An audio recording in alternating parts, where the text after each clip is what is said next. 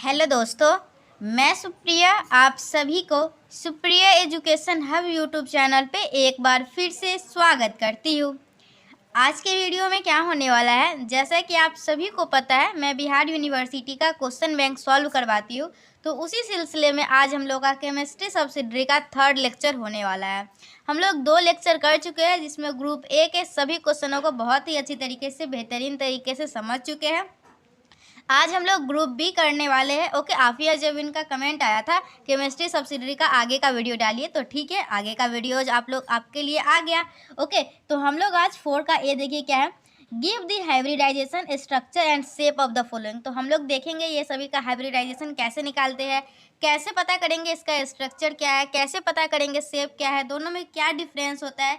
ये सारी बातें पहले हम लोग समझते हैं और उसके बाद तो फिर आप लोग लिख ही लीजिएगा अगर मैं आप लोगों को समझा दूंगी तो सबसे पहले मैं आप लोगों को एक हाइब्रिडाइजेशन का फॉर्मूला बता रही हूँ, आप लोग लिखिएगा। अगर पता है तो अच्छी बात है, नहीं पता है तो लिखिए। जेड, ओके, जेड से डिनोट करते हैं हाइब्रिडाइजेशन का, और इसका फॉर्मूला होता है 1/2 number of valence electron of central atom plus negative charge. देखिए ये कहने का क्या मतलब है, ये देखिए, बस ध्यान से समझिए। उसके बाद आप लोगों को जो लिखना होगा वो अपना लिखिएगा, नहीं लिखना होगा नहीं लिखिएगा। हम लोगों का जो जेड होता है फॉर्मूला, मतलब हाइब्रिडाइजेशन का फॉर्मूला होता है, वो होता है 1/2 number of valence electron of central atom. ये सबसे इजी है। ओके, बहुत तरीका होता है लेकिन ये सबसे इजी है, आप लोग को थोड़ा देर में पता चलेगा। Plus negative charge minus positive charge और plus monovalent atom, plus monovalent atom. ये हम लोग का है हाइब्रिडाइजेशन का फॉर्मूला।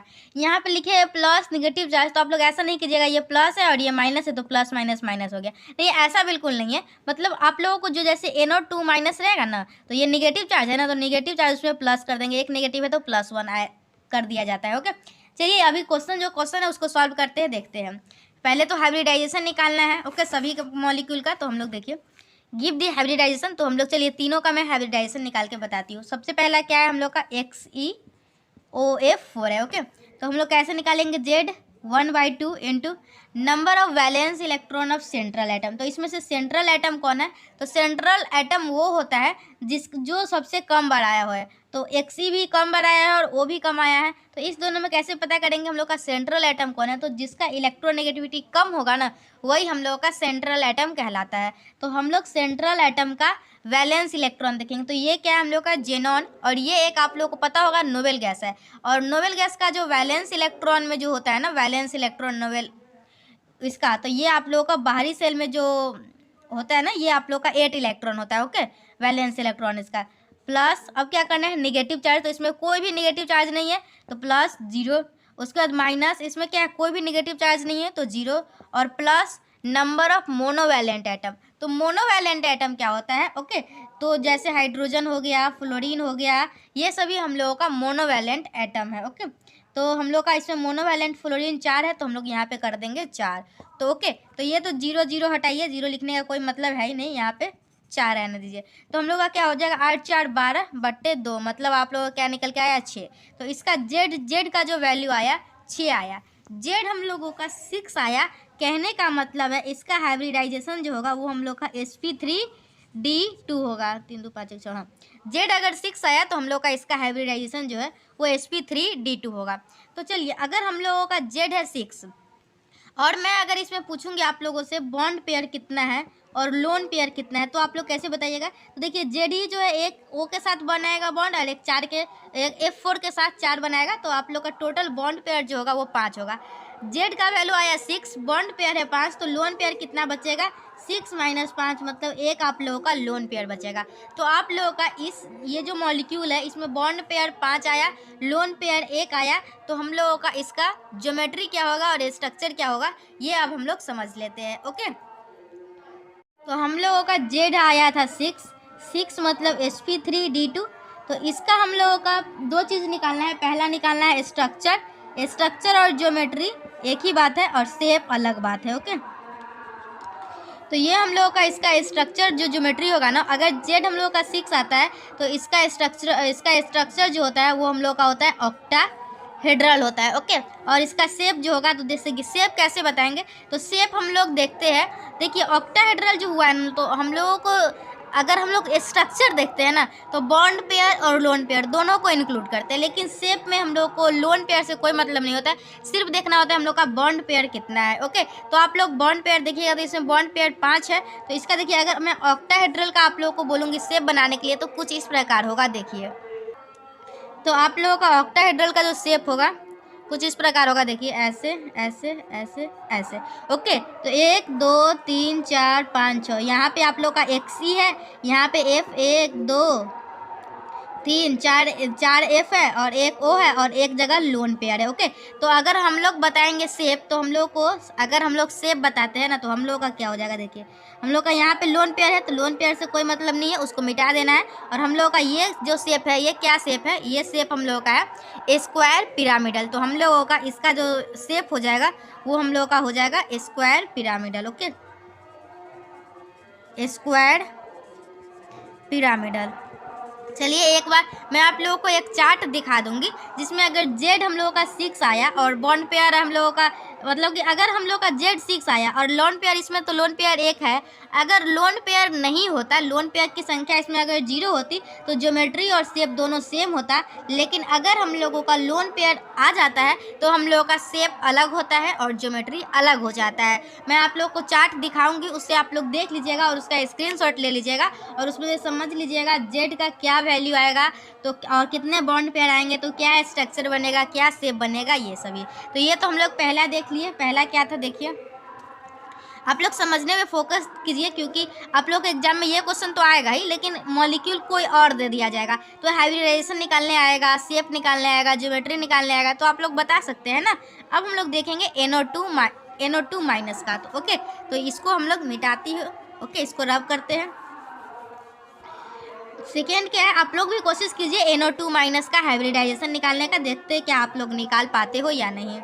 तो हम लोगों का क्या है, NO2 माइनस, तो हम लोग जेड निकालेंगे 1/2 number of valence electron of central atom. तो सेंट्रल एटम कौन है, नाइट्रोजन। तो इसका वैलेंस इलेक्ट्रॉन नाइट्रोजन का क्या होता है, 5, और प्लस इसमें निगेटिव चार्ज कितना है, 1, तो प्लस 1 कर दिए, और माइनस पॉजिटिव चार्ज कोई नहीं है, तो हम लोग क्या करेंगे, -0, और प्लस मोनोवैलेंट एटम, तो इसमें मोनोवैलेंट एटम कोई नहीं है। ओके, ये ऑक्सीजन जो है वो डाईवैलेंट है, मोनोवैलेंट नहीं है, तो हम लोग का मोनोवैलेंट इसमें नहीं है।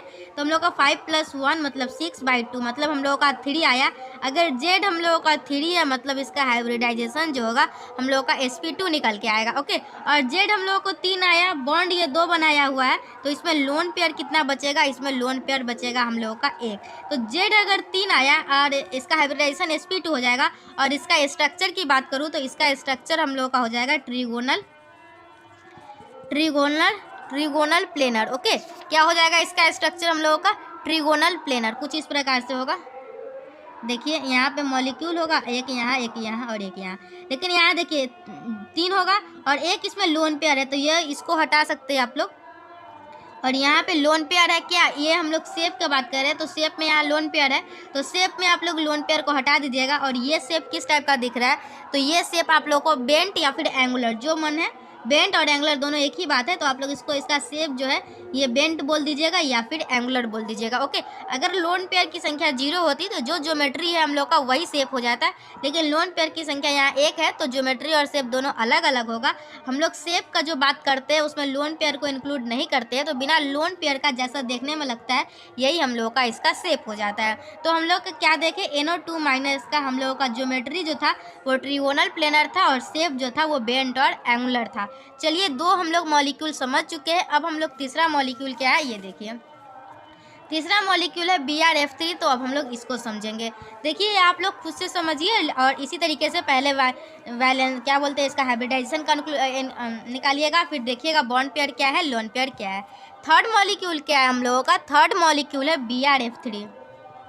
आई थिंक आप लोगों को आवाज़ सुनाई दे रहा होगा, पीछे पूजा हो रहा है ना, तो वही उसी का आवाज़ है, तो आप लोग थोड़ा सा मेरे आवाज़ पे ध्यान दीजिए। देखिए, हम लोग क्या करेंगे, जेड निकालेंगे, जेड मतलब hybridization, 1/2 number of valence electron of central atom क्या है, ब्रोमीन, फ्लोरीन, क्लोरीन का क्या होता है हम लोग का 7 होता है उस ग्रुप का, और प्लस निगेटिव चार्ज कोई नहीं है और पॉजिटिव चार्ज कोई नहीं है, तो उसको हटाइए। मोनोवैलेंट एटम कितना है 3, 7 3 10/2 मतलब 5, 5 मतलब इसका हाइब्रिडाइजेशन हो जाएगा हम लोग का sp3, 3 sp3d हो जाएगा। ओके, अगर हम लोगों का जेड का वैल्यू 5 आया, मतलब हम लोगों का, देखिए हम लोग जेड के वैल्यू से ही बता देते हैं हम लोगों का स्ट्रक्चर क्या होने वाला है। ओके, उसके बाद हम लोग लोन पेयर देख के बताएंगे शेप का क्या सीन है। तो हम लोगों का स्ट्रक्चर क्या होगा, अगर हम लोगों का जेड जो है वो 5 आता है, तो इसका स्ट्रक्चर हम लोगों का होगा ट्रिगोनल बाई पिरामिडल। क्या स्ट्रक्चर होगा, ट्रिगोनल बाई पिरामिडल। ओके, यहाँ पे नहीं दिख रहा होगा, यहाँ पे दिख जाएगा, ट्रिगोनल बाई पिरामिडल। ओके, इसका आप लोगों को समझ में आ गया स्ट्रक्चर क्या होगा BRF3 का। अब हम लोगों को बताना है, क्या बताना है, इसका हम लोगों का शेप क्या होने वाला है। तो शेप के लिए हम लोग को क्या, शेप के लिए हम लोग लोन पेयर को हटा के देखेंगे। तो जेड हम लोगों को 5 आया और यहाँ पे 3 बॉन्ड बनाया हुआ है, मतलब हम लोगों का यहाँ पे 2 लोन पेयर आप लोगों को देखने को मिलेंगे। ओके, कितना लोन पेयर होगा इसमें, 2 लोन पेयर होगा। और शेप बताएंगे तो बिना लोन पेयर का बताएंगे। तो अगर मैं आप लोगों को जेड 5 है, इसका मतलब इसका स्ट्रक्चर कुछ इस टाइप से होगा, 1 2 3 4 5, और हम लोगों को 2 लोन पेयर जो है उसको हटा देना है। तो हम लोग का इसका शेप कैसे होगा, तो यहाँ पे एक लोन पेयर है, एक यहाँ पे लोन पेयर है, इस दोनों लोन पेयर को हटा देंगे। तो ये शेप कैसा दिख रहा है आप लोग का, ये ऐसे करके क्या लिखते हैं, ये हम लोगों का टी शेप है। तो हम लोग का BRF3 का जो शेप निकल के आएगा वो हम लोगों का निकल के आएगा, क्या निकल के आएगा, टी शेप। तो आप लोगों को समझ में आया किसका हाइब्रिडाइजेशन क्या होगा और किसका स्ट्रक्चर क्या होगा और किसका शेप क्या होगा। तो चलिए एक साथ मैं तीनों लिख देती हूँ ताकि आप लोग अच्छे से अपना समझ लीजिएगा। ओके, तो पहला मॉलिक्यूल था हम लोगों का, आप लोग को समझ में आ रहा है या नहीं, ये ज़्यादा ज़रूरी है। तो आप लोग मुझे कमेंट सेक्शन में ज़रूर बताइएगा आप लोगों को समझ में आ रहा है या नहीं। अगर नहीं आ रहा होगा तो मैं कोशिश करूँगी और दूसरे तरीक़ा से समझाने का। ओके, ये क्या था, XeFO4 था, और ये क्या था, NO2- था, और ये क्या था आप लोगों का BRF3 था। यहाँ पे हम लोग लिखेंगे हाइब्रिडाइजेशन, यहाँ पे लिखेंगे हम लोगों को क्या निकालना था, एक स्ट्रक्चर, और यहाँ पे लिखेंगे शेप। ओके, यहाँ पे ऐसे ऐसे बॉक्स बना लीजिए। इसका हाइब्रिडाइजेशन क्या आया था, पहला वाला का हाइब्रिडाइजेशन क्या आया था, पहला वाला का हम लोगों को आया था sp3d2, और इसका क्या आया था, सेकेंड वाला का sp2 आया था, और इसका क्या आया था BRF3 का sp3d आया था। इसका स्ट्रक्चर, पहला वाला का स्ट्रक्चर क्या आया था, ऑक्टाहेड्रल आया था, और सेकेंड वाला का स्ट्रक्चर क्या था, ट्रिगोनल प्लेनर आया था। ओके, ट्रिगोनल प्लेनर आया था, और लास्ट वाला का क्या आया था, trigonal bipyramidal. Okay, trigonal bipyramidal. Okay, यहाँ पे जेड का वैल्यू भी लिख लीजिएगा तो आसानी होगा। जेड इसमें आया था, जेड आया था इसमें 6 आया था, इसमें 3 आया था, और इसमें 5 आया था। 5 से ट्रिगोनल बाई पिरामिडल, 3 से ट्रिगोनल प्लेनर, जेड से ऑक्टाहेड्रल। और शेप हम लोग का क्या आया था, तो शेप इसमें आया था स्क्वायर पिरामिडल। ओके, आप लोग लिख लीजिएगा, स्क्वायर पिरामिडल है।